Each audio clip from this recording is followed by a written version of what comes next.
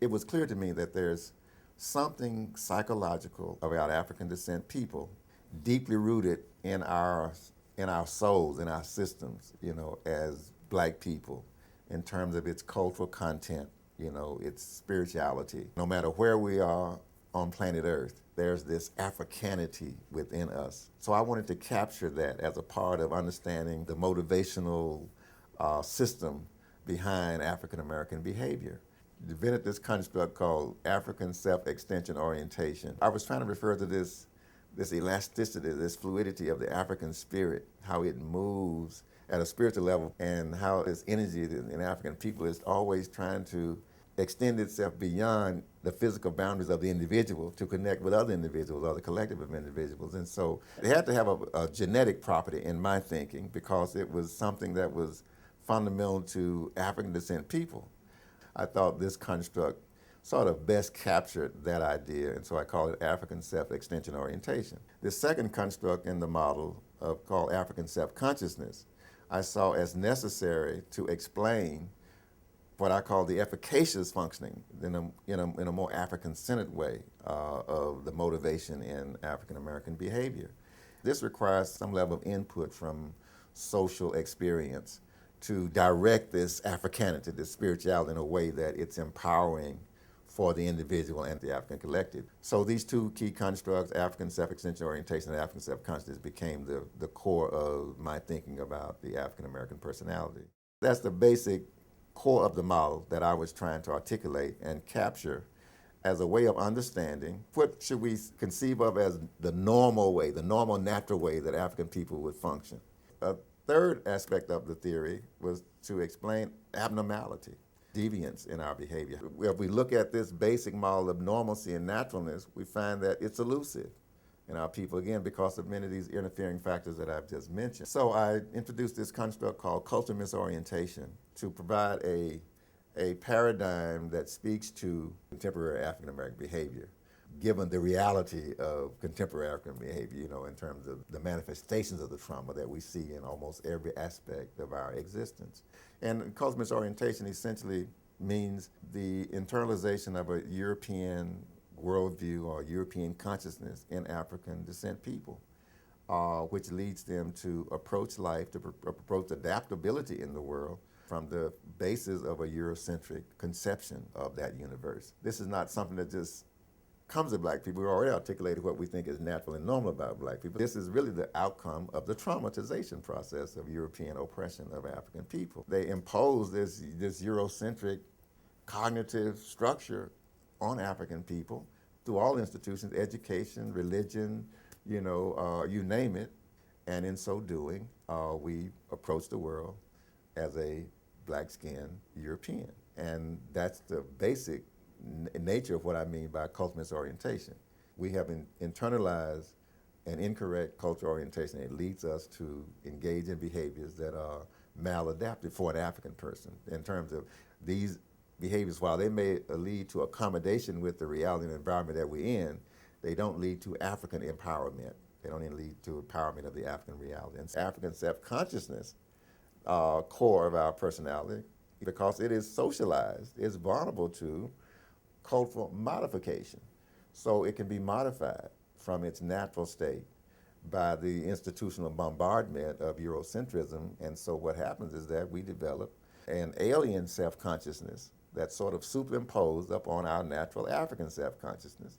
And if our natural African self-consciousness is not being reinforced through socialization structures that are natural to African-centered reality, what we have is something similar to what W.B. Du Bois talked about in his dual consciousness construct. Two forces, these two motivational forces, one Eurocentric and one African-centered. And because the African-centered one is not being reinforced, not being nurtured, it becomes weaker, severely weakened, and the Eurocentric one it dominates the system. And so that's what I articulate is going on inside the mindset of the African person under conditions of cultural misorientation. So that's the basic gist of the model. Of course, it began to speak to how we acquire the cultural misorientation, what are the processes in child development, and whether one of my colleagues, Bob Williams, talked about in his work, brilliant idea about looking at the kind of socialization paths that are available to African personalities at a young developmental age, and how there's a choice here, and of course one that's institutionalized by the mainstream society, Eurocentric society. That's the Eurocentric developmental path, which I call the default path of personality development in European societies, and the African-centered path, which is to the best of the African American community's ability to try to create those nurturing kind of experiences that foster, an African-centered empowerment in spite of the dominance and legitimacy of the Eurocentric institutions. And so we acquire this culturalist orientation through the culturalist-oriented systems that may exist surrounding individual African Americans. That literally means where we have black teachers, who are Eurocentric in their orientation, or who are culturalist oriented themselves, black parents who are culturalist oriented themselves, or one parent, whatever the complexity of the sociological arrangement that may exist there.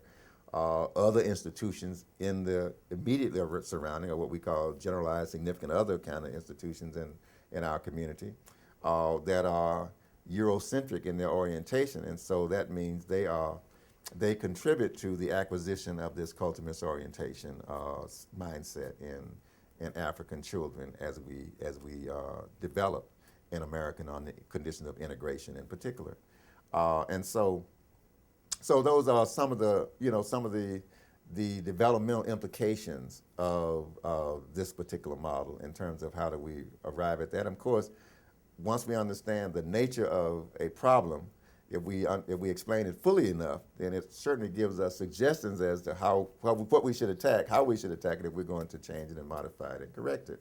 And so so of course we know then the target is how do we recreate an institutional infrastructure in the African American community that speaks to African American empowerment, that African centeredness. And so, of course, it suggests that if a problem is there's a Eurocentric mindset and orientation that's prevalent in the African American community, or this condition of culturalist orientation, then how do we alter this, so that we can create more African-centered orientations in our institutions, in parenting, schools, et cetera, that can foster the empowerment of the natural potential in our people, that is African self-consciousness potential in our people.